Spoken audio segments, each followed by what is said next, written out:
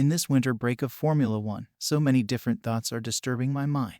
One of which is, what if Daniel Ricciardo will be faster than Sergio Perez on simulator or during free practice session?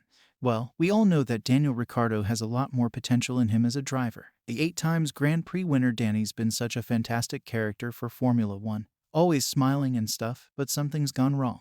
But what if I tell you that there is a chance for him to be back on top of Formula One? Welcome to Aero F1. Today we will discuss what if Daniel Ricciardo will be faster than Sergio Perez on Red Bull Simulator or during the free practice sessions which will be allotted to him. But first we need to understand, can teams swap their drivers during mid-season? The simple answer is yes, teams can replace or swap their drivers during mid-season. One of the recent examples is during 2019 season. Alexander Albon replaced Pierre Gasly during mid-season.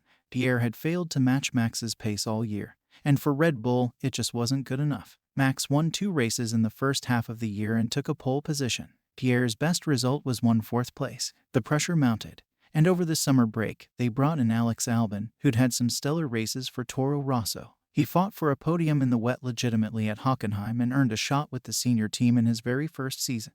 The drivers swapping happens a lot in Red Bull especially. One of the most famous driver swaps was when Max Verstappen was promoted to the Red Bull senior team at only 18 years old, swapping with Daniel Kvyat. And after only 1 full season in F1, Ricciardo has asserted that he is not finished with F1 and he hopes to get back onto the grid in 2024. But it's a prospect that's made difficult given his numerous lowlights since the commencement of the 2021 season. The Australian will have time to clear his mind and reevaluate his priorities, as his head won't be clouded by the constant pressure to perform. Criticism aimed his way was plentiful throughout his McLaren stint, and it makes the likelihood of a comeback all the less likely. But there still is a chance that things could fall into his hands as 2023 develops. Coming off the back of a commanding year, there is no glaring reason why Red Bull should change its ways. It won 17 out of 22 races in 2022 en route to double championship success, enjoying one of the most dominant seasons in F1 history. Its management is stable and has been consistently practical, with key figures such as Christian Horner, Helmut Marko and Adrian Newey in place for some time.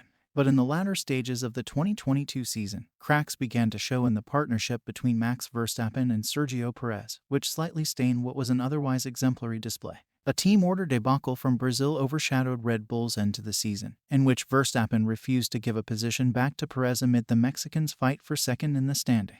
Verstappen kept his reasons exclusively to the team, but it was a clear indication that the partnership was not as smooth as it appeared to be. Verstappen, who is rapidly climbing the F1 records ladder with his 30-plus Grand Prix wins and 2 world titles, holds great power within the Red Bull team. With a contract in place until the end of 2028, he is its past, present and future and likely holds a resonant place at the decision-making table. Perez has played a strong team role during his first 2 years at the team, but the Brazil incident complicates the situation. In truth, if he's unable to match Verstappen, then refusing to slip into a second driver role will not bode well for his future. He has carried out that position for the last 2 years, but for how much longer does he wish to do so? When all is said and done, does he want his F1 career to be directly associated with Verstappen's success? Ricciardo's arrival places an extra element into Red Bull's future, but Perez insists that he is not concerned about being replaced by the 8-time Grand Prix winner going forward. "I'm pretty relaxed," he told Sky Sports News. "We live under a lot of pressure all the time. It doesn't change anything from my side.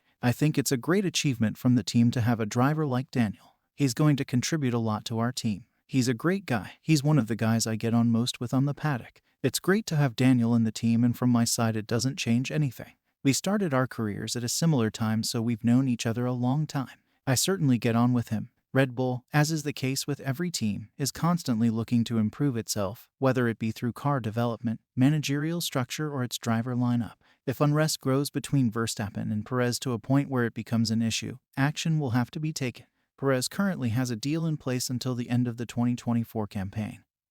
But the Mexican knows firsthand that a contract term doesn't 100% guarantee a seat. Ricciardo would then be the most obvious choice as a replacement, but it would be a great risk inserting him into the car following his challenging years at McLaren. Another issue is that there is no sure way of evaluating him. The pressure that comes with a Grand Prix weekend is hard to replicate through a private test. Had he ended his McLaren stint on a stronger note, confidence in a return would be higher. But if there's a home where Ricciardo can rediscover his form that once made him a fearsome competitor, it's Red Bull. And if the team starts to recognize that, then Perez's future may not be so secure. The last time Ricciardo drove for Red Bull was in 2018, and F1 cars have changed a lot. It's like a different category now. Max has changed a lot, too. Daniel versus Perez is an interesting fight for 24 seat, but how do they evaluate Daniel? They can put him in the sim, but it's not like driving the real car. So will they give him a go in a test somewhere? I don't think that Daniel will get a chance for seat in 2023 mid-season, until things gets very hot between Verstappen and Perez, which is not going to happen considering good Red Bull management team.